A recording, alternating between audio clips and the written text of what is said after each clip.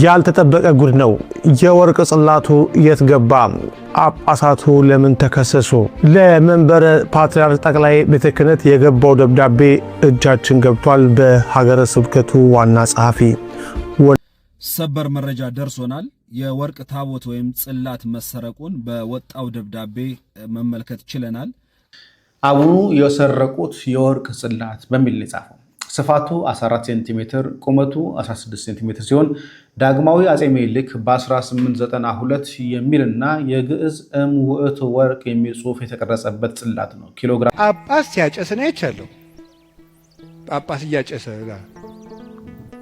ምን ትላላችሁ? እስቲ አሁን ሲጋራውን ቡል እያደረገ መጥተው እጁን ሳም አድርገው ይሄዳሉ ምዕመናን። ሰላም ጤና ይስጥልኝ። እንዴት አላችሁ? እግዚአብሔር የተመሰገነ ይሁን። ወቅታዊ በሆኑ መረጃዎች ተመልሼ መጥቻለሁ። እጅግ በሚያሳዝን ሁኔታ እንግዲህ ትላንትና አንድ መረጃ ደብዳቤ ወጥቷል ከምስራቅ ወለጋ ማለት ነው። ብፁዕ አቡነ ሩፋኤልን የተመለከተ ነው። እንግዲህ የወርቅ ለዘመናት የቆየ የወርቅ ጽላት ነበር። ይሄ መሰረቁን በብፁዕነታቸው እንደተሰረቀ እየተደረገ ነውና እንግዲህ የወጣው ብፁዕነታቸው በአስቸኳይ ነገሩ እንዲጣራልን ብለው ሀገረ ስብከቱ ያወጣው መረጃ አለ። ዘመድኩንም ያጋራን ነገር አለ። ያ ምን እንደሆነ አስቃኛችኋለሁ። እንዲሁም ደግሞ አባታችን አባ ገብረ ኪዳን ሲጋራ የሚያጨሱ ጳጳስ በዓይኔ አይቻለሁ ይላሉ። እኚህ ሲጋራ የሚያጨሱት ጳጳስ ምንድን ናቸው የሚለውን አስመለክታችኋለሁ። በየዕለቱ አንድ ሰው ማድረግ ያለበት ግዴታ የሆኑ ነገሮችንም በዛው አንስተዋልና እነዚህንና ሌሎች ነገሮችን የምንመለከትበት መርሃ ግብራችን ነው። እስከ ፍጻሜው አብራችሁን ቆዩ። ላይክ እና ሼር ማድረጋችሁን አትርሱ። እንግዲህ እስቲ ከተሰረቀው ጽላት እንጀምርና የወጣውን መረጃ ላስቃኛችሁ። ያልተጠበቀ ጉድ ነው። የወርቅ ጽላቱ የት ገባ? ጳጳሳቱ ለምን ተከሰሱ? ለመንበረ ፓትርያርክ ጠቅላይ ቤተ ክህነት የገባው ደብዳቤ እጃችን ገብቷል። በሀገረ ስብከቱ ዋና ጸሐፊ ወለጋ ሀገረ ስብከት መረጃውን በአጭሩ አቀርባለሁ። ከልዩ ጥበቃ ክፍል ውስጥ የወርቅ ጽላት እንዴት ሊጠፋ ይችላል? የጣት መጠቋቋሙስ በከፍተኛ የቤተ ክርስቲያን አባቶች ላይ ለምን ሆነ? ቤተ ክርስቲያኒቱን እያነጋገረ ያለው የምስራቅ ወለጋው አሳሳቢ ክስተት ብዙዎችን ጉድ አሰኝቷል። በምስራቅ ወለጋ ሀገረ ስብከት ለረጅም ጊዜ በከፍተኛ ጥንቃቄ በልዩ ክፍል ውስጥ ሲጠበቅ የነበረ የወርቅ ጽላት ድንገት የውሃ ሽታ ሆኗል። ሀገረ ስብከቱ ለፓትርያርኩ ጽሕፈት ቤት በላከው ደብዳቤ መሰረት ጽላቱ በተደረገ ድንገተኛ ፍተሻ ሊገኝ አልቻለም።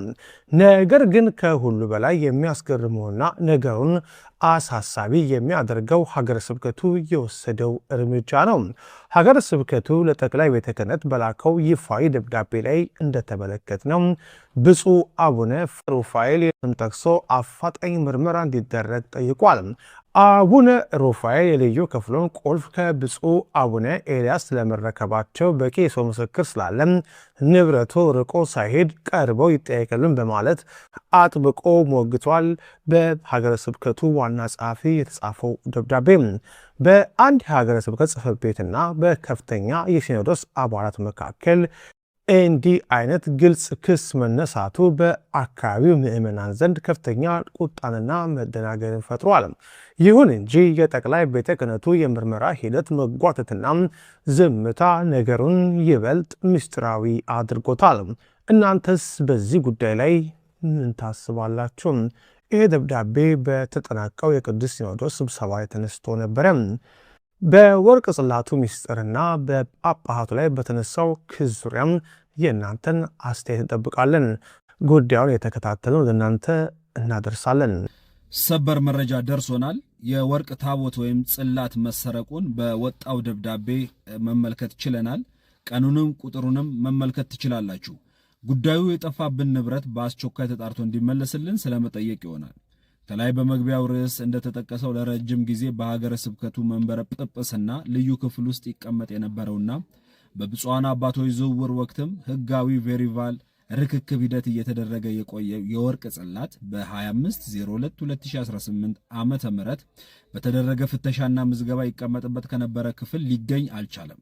ይህንንም በወቅቱ ለሀገረ ስብከታችን ሊቀ ጳጳስ ሪፖርት አድርገን ብፁዕነታቸው ደግሞ ለመንበረ ፓትርያርክ ጠቅላይ ቤተ ክህነት ጽሕፈት ቤት በጽሑፍ አመልክተዋል።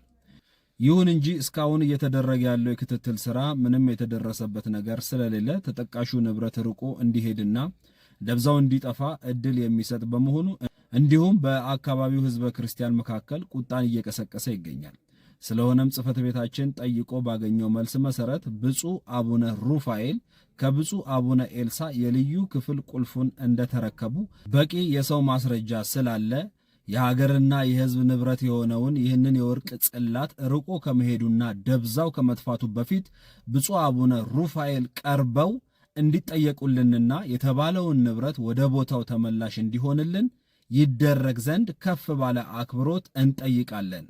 ከሰላምታ ጋር ግልባጭ ለብፁዕ ወቅዱስ ፓትርያርክ ልዩ ጽሕፈት ቤት፣ ለቅዱስ ሲኖዶስ ጽሕፈት ቤት አዲስ አበባ፣ ለብፁዕ አቡነ ኒቆዲሞስ ለሀገረ ስብከቱ ክፍል አስተዳደር ይላል ነቀምቴ። ይህንን መረጃ ለብዙዎች እንዲዳረስ ሼር ይደረግ። እንግዲህ እጅግ በጣም አሳዛኝ የሆነ ነገር ነው። እንዲህ አይነት ነገሮች እንዲህ አይነት መረጃዎችን መስማት በተለይ ለኛ ለምዕመናን በጣም ከባድ ነው። ያውም ከአባቶቻችን በእንዲህ አይነት ጉዳይ ሲጠረጠሩ በእንዲህ አይነት ጉዳይ እጃቸው አለበት ሲባል በጣም ከባድ ነው። ብፁዓን አበው ሊቃነ ጳጳሳት እንግዲህ የቤተክርስቲያኒቷ የመጨረሻው አካል ናቸው። እግዚአብሔር መንፈስ ቅዱስ አብሯቸው ያለ አባቶች ናቸው።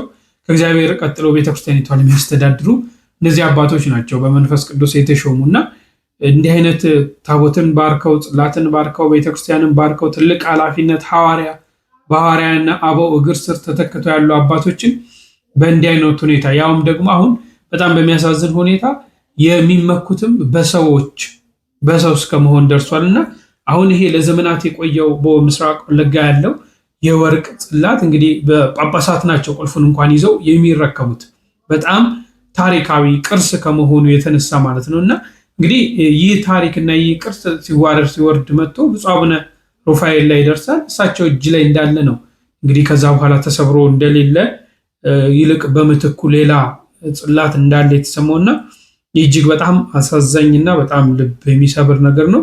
እንግዲህ ጉዳዩን ቅዱስ ሲኖዶስ አይቶታል ወይ ጉዳዩ ምንድነው የሚለውን ደግሞ ዘመዴ በስፋት የሚገልጸው ነገር አለ። ወንድማችን መምህር ዘመድኩን ያጋራን መረጃ አለ። ስለዚህ እሱን ደግሞ ላንብብላችሁ። ዘመዴን ለዚህ ጽሑፉ ከልብ እናመሰግናለን። እንደዚህ ይላል።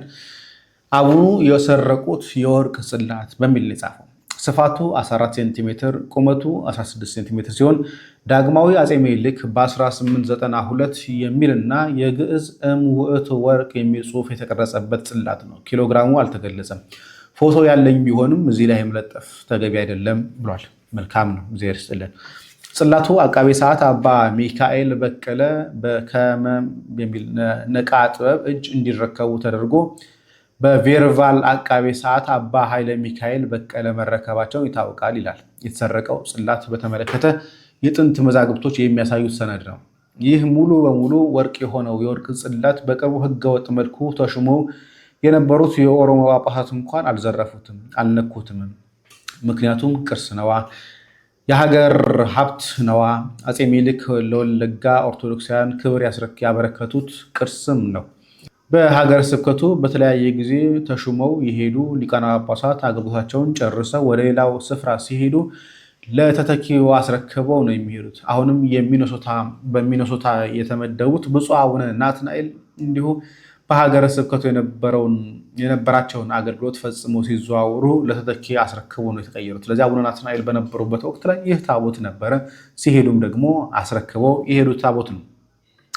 ሀገረ ስብከቱ ባዶ ሲሆን አቡነ ሩፋኤል ኦሮሞ እየተጫወቱ አብይ አህመድን እያመሰገኑ ከፌዴራል መንግስቱም ከኦሮሚያ ባለስልጣናትም በጫካ ካለው ሸኔ ጋርም ተሞዳምደው በተለያዩ ጽንፈኞች በተለይ የጽንፈኞች ኦሮሞ ይጠላል ብለው የሚያስቡትን አማራውን እየሰደቡ የኦሮሞ ወጣት ይወደዋል ብለው የሚያስቡትን አዝማሪ ሃጫሉን እያወደሱ በኦሮሞማ ጽንፈኛ ልብ ውስጥ ተጎዘጎዙ። ወለጋ ጊዜያዊ ሊቀ ጳጳስ ባለፈው ጊዜ ቋሚ ሊቀ ጳጳስ እስኪመደብ ካሉት ሀገረ ስብከታቸው ጋር ጨምረው እንዲመሩት ተመደቡ። እንደተለመደው በቀጥታ ወደ መንበረ ጵጵስና ገቡ። ማረፊያቸውን በዚህ ያደረጉ። ባደሩ በስንተኛ ቀኑ ቅርሶች ያሉበት ቤት ማለትም የመኝታ ቤታቸው ውስጥ በልዩ ክፍል ውስጥ የተቀመጡትን ጥንታዊ ቅርሶችን ለመዝረፍ ሲሉ በሩን ሰበሩ። ከሾፌራቸው ጋር ሆነው በብረት ካዝና ውስጥ የነበረውን ፈነቃቅለው ስንት ኪሎ የሆነውን የወርቅ ጽላት አውጥተው ወሰዱ። በምትኩም ፎርጅድ የነሐስ ቅብ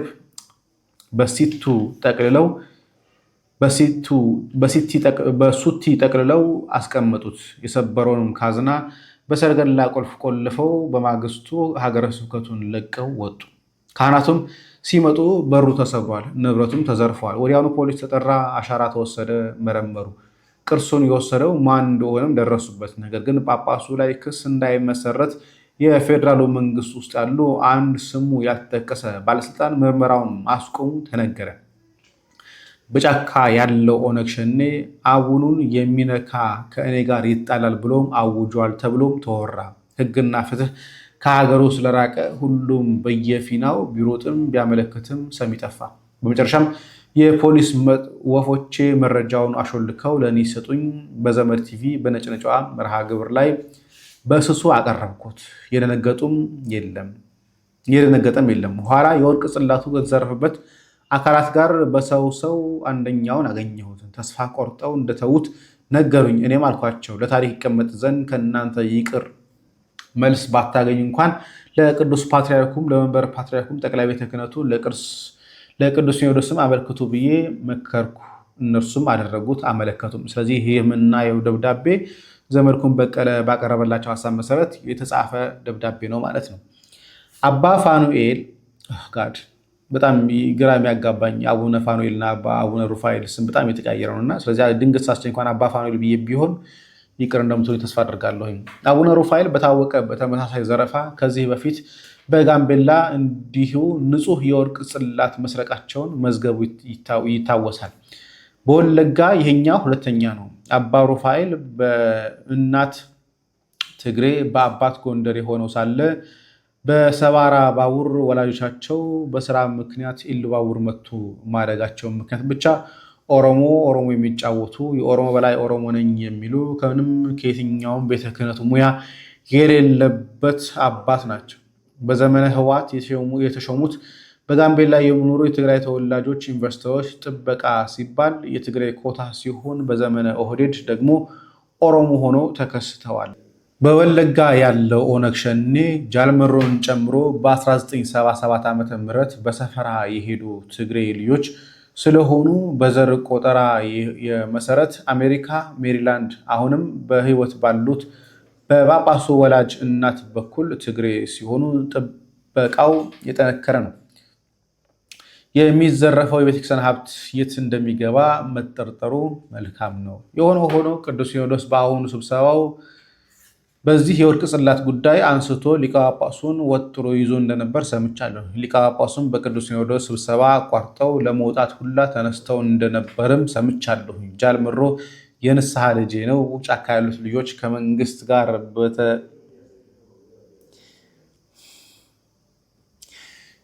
የቅዱስ ሲኖዶስ ስብሰባ ላይ መከታቸው እግዚአብሔር ወይስ መከታቸው ጃልመሮ የንስሐ ልጄ ነው ብሎ ማለት?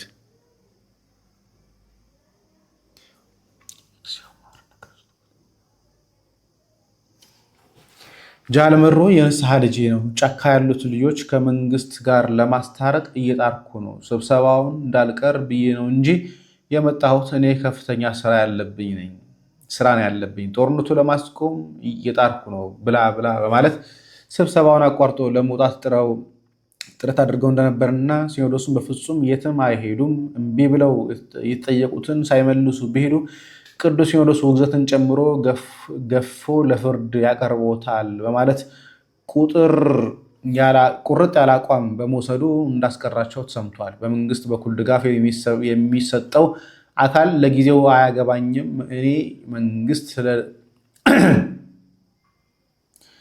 በመንግስት በኩል ድጋፍ የሚሰጠውም አካል ለጊዜው አያገባኝም፣ እኔ መንግስትን ስለደገፉ ተቃውሞ የተነሳባቸው መስሎኝ ነው እንጂ የሀገር የቤተ ክርስቲያን ቅርስ የሚዘርፉ ጋር ህብረት የለኝም፣ እንደፈለጋቸው አድርጓቸው የሚል ምላሽ መስጠቱን ነው የተሰማው። ጃልመሮም ምላሽ ግን እስካሁን አልተሰማም ብሏል።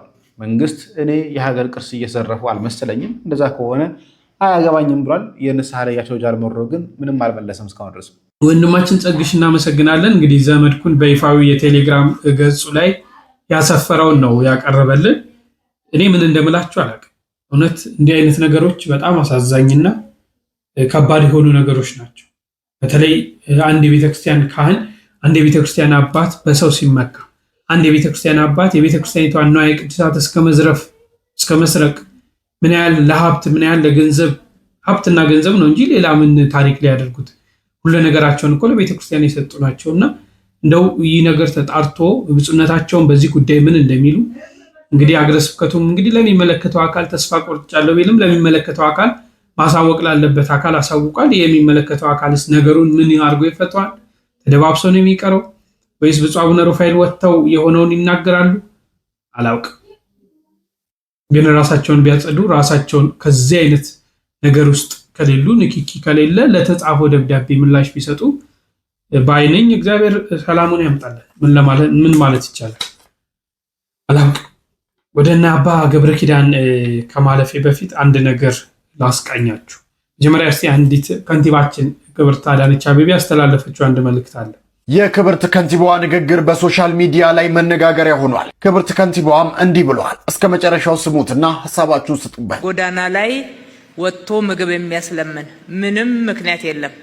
ከነኚህ ምገባ ማዕከላቶች ውስጥ ወደ አንዱ ጎራ ብሎ ትኩስ ንጹህ ምግብ፣ የተመጣጠነ ምግብ መመገብ የሚቻልበት ከተማ ሆኗል። ጎዳና ላይ የሚያስወጣ ምክንያት አዲስ አበባ ላይ በአሁኑ ሰዓት የለም።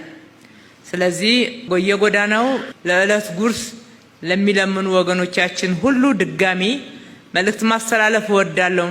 በከተማችሁ ውስጥ እነኚህ የተገነቡት ምገባ ማዕከላቶች የእናንተ ናቸው። ንጹህ ምግብ፣ ደረጃውን የጠበቀ ምግብ በክብር እጃችሁን ታጥባችሁ በንጽህና መታችሁ እዚህ መመገብ ትችላላችሁ እና ተጠቀሙበት ማለት እወዳለሁ። እንዴት አያችሁት? እውነት ከሆነ በጣም ያስደስታል።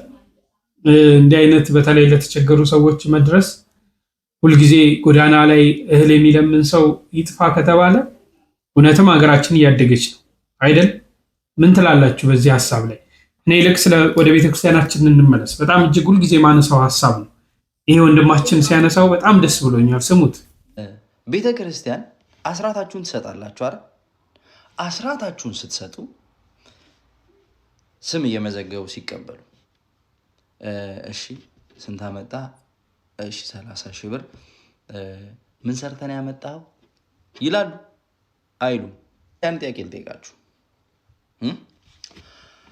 ኦርቶዶክስ ሆነው ሴተኛ ዳሪዎች አሉ አይደል? የያዙት የራሳቸው ገላ የክርስቶስ ቤተ መቅደስ ነው ብላ የኛ ቤተ ክርስቲያን ታስተምራለች። ታዲያ እነሱን ማትረፍ ይቀላል?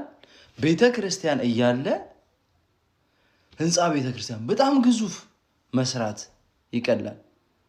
እነሱን ገዷቸው ኑ ይሄ ስራ ተገቢ አይደለም ብላ ቤተ ክርስቲያን ወደ ራሷ አስጠግታ ፎቅ የምትሰራበትን ገንዘብ እስቲ እንዲናድርግ እንደው በብድርስ ቢሆን አመቻችታ ማዳን ብትችል ይሄ ቀላል ህይወት ማትረፍ ነው? ግንስ ቤተ ክርስቲያን ግቢ ውስጥ ትልቅ ድንኳን ደኩኖ ቢራ እየተጠጣ ዳስት ቦልሼ አስቡበት። አዎ ቤተክርስቲያን አስራት በኩራታችሁን አውጡ፣ ገንዘብ አምጡ ነው በቃ። ግን ገንዘቡ እንዴት ነው የሚመጣው? ገንዘቡ በምን አይነት ሁኔታ ነው የሚመጣው? ወንድማችን ያነሳው በተለይ ሴት እህቶቻችን ገላቸውን ሽጠው ከስርዓተ ቤተክርስቲያን ውጭ ሆነው ተቸግረው ያንን ከዛ ደግሞ ገላቸውን ሽጠው ካመጡት አስራት በኩራት ይከፍላሉ። ዛሬ እኛ ቤተክርስቲያን ህንፃ ስላሴ ከመስራት ይልቅ ህንፃ ቤተክርስቲያን ላይ ነው ትኩረት እያደረግን ያለነው። ግዙፍ ህንፃዎች አሉ፣ ምዕመናኖቻችን ግን ጠፍተዋል። ምዕመናኖቻችን ግን ምን አይነት ችግር ውስጥ እንዳሉ በምን አይነት ሁኔታ ውስጥ እንዳሉ እየተመለከትን አይደለም። ይልቅ በጣም በስፋት መሰራት ያለበት እዚህ ላይ ነው። ወንጌል ላይ ከተሰራ ሁሉም ነገር ይስተካከላል።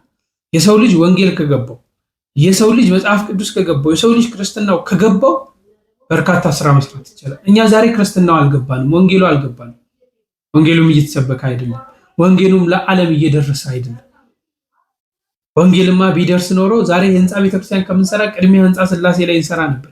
እነዚህን እህቶቻችን እነዚህ ችግረኞቻችን በርካታ ፋብሪካዎች እየሰራን ወደ ራሳችን እነሱም ተጠቅመው ቤተክርስቲያኒቷ ተጠቅማ ስርዓት በክራታቸውንም አውጥተው የተፈለገው ሁሉ መሆን ይችላል።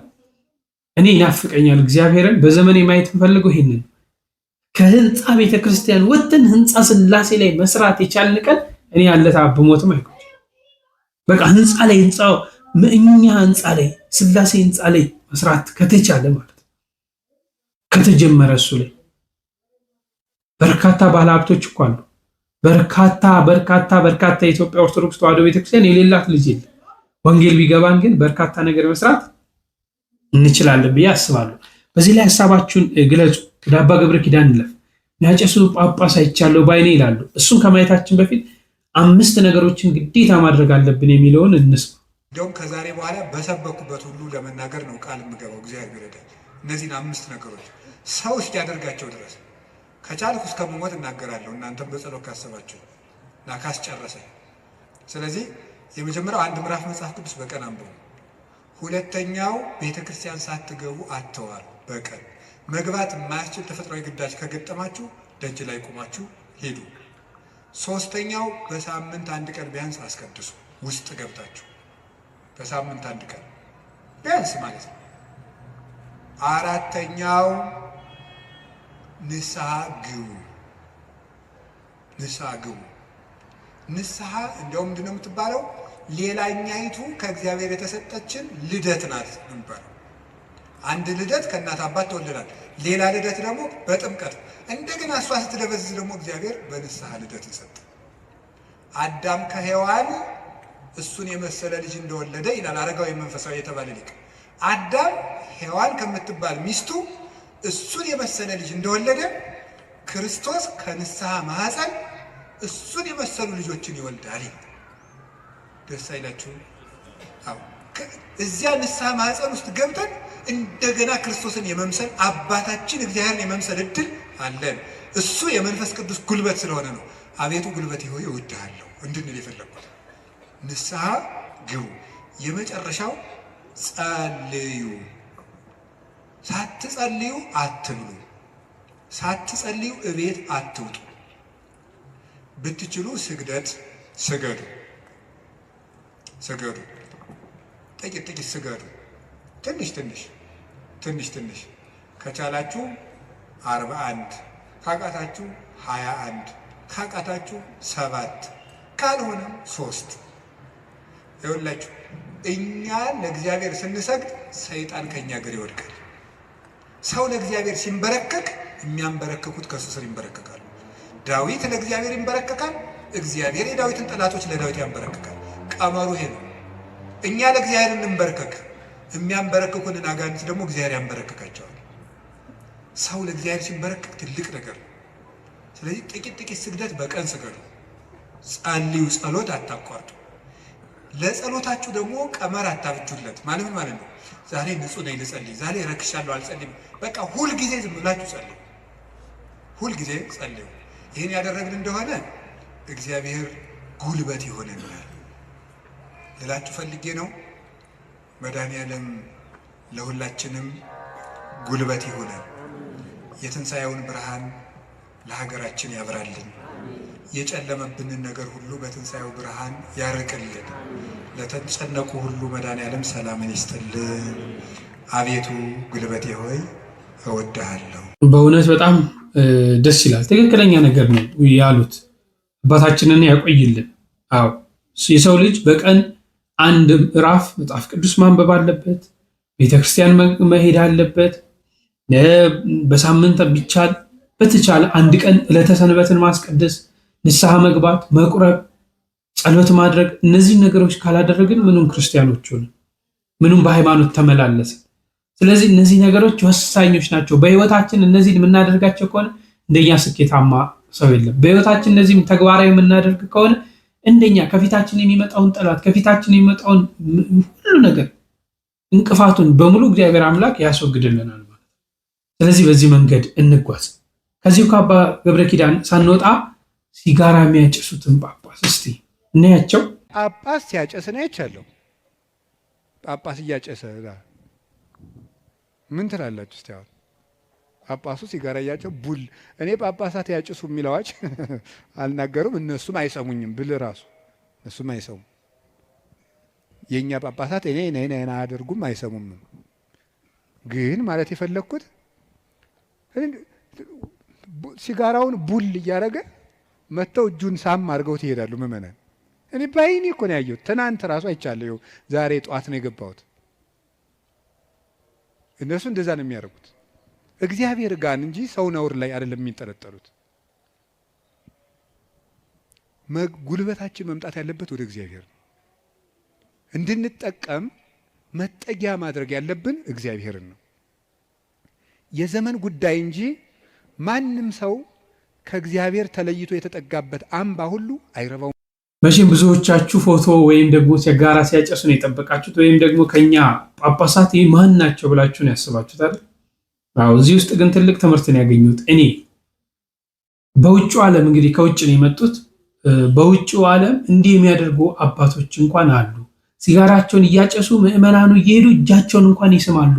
ምክንያቱም የሚፈልጉት ስለነሱ ኃጢአት ስለነሱ በደል ሳይሆን ክርስቶስ የሰጣቸውን ስልጣነ ክህነት የያዙትን ስልጣን ነው። እኛ ዛሬስ አንድ በጣም የሚገርመኝ እኮ ካህናት አባቶቻችንን ኑ ጸበል ጻድቅ ቤት ባርኩ ብለን እንጠራና እናሰክራቸውና ቪዲዮ ቀርጸን ያው ቄሱ ሲጨፍር ያው እንደዚህ ሲሆን ትላል እንላለን።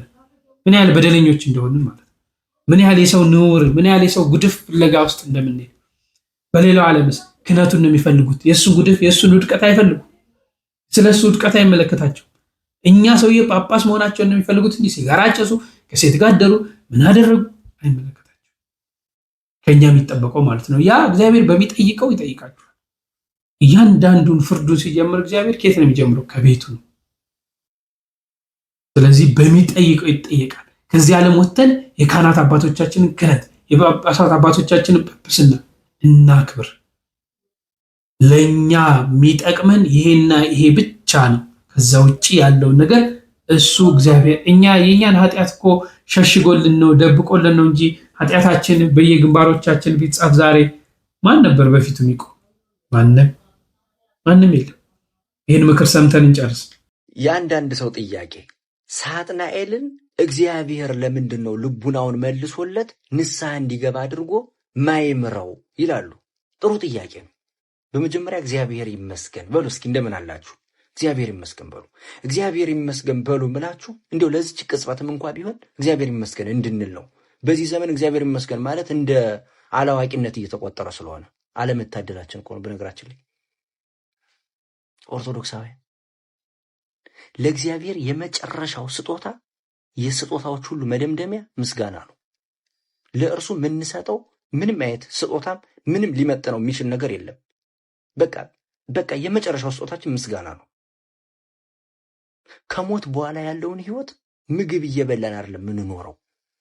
ምግባችን ምስጋና ነው። እንደ መላእክቱ ለቅጽበት ማመስገንን ቢያቆሙ ሁለንተናቸውን ያጣሉ። ሁሉ ነገራቸው ምስጋና ነው። ያን ህይወት ለመኖር ደግሞ እኔና አንቺ በስጋ እያለን ነፍሳችን ከስጋችን ጋር እያለች ወይም ስጋ የሚባለው በፈተና ውስጥ የሚወድቅ ስለሆነ በዚህ ፈተና ውስጥም እንኳ ሆነን እንድናመሰግን በተለይ እኛ በክርስቶስ ክርስቲያን የተባልን መንፈስ ቅዱስ የሚያጸና መንፈስ ቅዱስ የተሰጠን ክርስቲያኖች እንዲሁ በምስጋና ማናልፍ ከሆነ በእውነት በጣም ከባድ ነው። ማመስገን አለብን። አይኖ ይከብዳል፣ ግን መለማመድ አለብን። እንዴ አሁን እኮ የአዲስ ኪዳን ዘመን ነው። እንድናመሰግን የሚገፋን መንፈስ ቅዱስ እኮ ተሰጥቶናል። የቀደሙትን አስታውሱ እንጂ ኢዮብን አስታውሱ። ልጆቹን፣ ንብረቱን፣ ሁሉ ነገሩን አጥቶ እስከ መጨረሻው እቅጣ ድረስ እያመሰገነ ነበረ። ኢዮብ በባለጸግነቱ እንደነበረ ቢያልፍ ማን ያወሳው ነበረ? በምስጋና ውስጥ ስላለፈ ግን ዛሬ እናወሳዋለን። ቅዱስ ዮሐንስ አፈወርቅ በእንተ ሐውልጣት በሚለው መጽሐፉ እንዴት አድርጎ እንደተረጎመው ብታዩት በባለጸግነቱ አልፎ ቢሆን አንድ ባለሀብት እያለ መቼም አናወራም እስከዛሬ ድረስ። ምክንያቱም ሌላ ባለሀብት ሊመጣ ይችላል። በምስጋና ውስጥ ያለፈ ስለሆነ ግን እስከዛሬ ድረስ እንጠራዋለን። ስለዚህ ምስጋና የመጨረሻው ስጦታ ነው ማለት ነው። ወደ ጥያቄው ስመለስ ሳጥናኤልን ልቡናህን እንዲያውም መልሼዋለሁ ብሎ ያለ ፈቃዱ ቢያደርግ እግዚአብሔርነቱን ያጣል። እግዚአብሔር ነፃ ፈቃድን የሚጋፋ ስላልሆነ እንዲሁ ግርም እኮ ነው የሚለው። ከሳጥናኤል እኛ ምንለየው? ኃጢአታችን እኮ ተመሳሳይ ነው። ሁላችንም እኮ አምላክነትን የተመኘ ነው። በነገራችን ላይ እሱ እኔን የፈጠርኳችሁ ነው ያለው። እኛም አምላክን ለመሆን ነው በለሱን የበላ ነው። ልዩነቱ ግን አዳም ከነ ልጆቹ ንጽሕተ ንጹሐን ቅድስተ ቅዱሳን ድንግል ማርያም ወላዲተ አምላክ ምልክታችን እስክትገኝ ድረስ አልቅሷል በንስሐ። ሳጥናኤልስ ንስሐ አልገባም፣ የጥፋት ልጅ ተብሏል።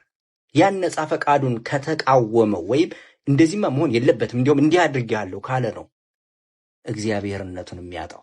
እንዲሁ መጽሐፍ በቃ ባጭሩ እግዚአብሔር ፍቅር ነው አለ። ግርም እኮ ነው የሚለው። ያለ ነጻ ፈቃዱ ምንም ሊያደርግ አይችልም።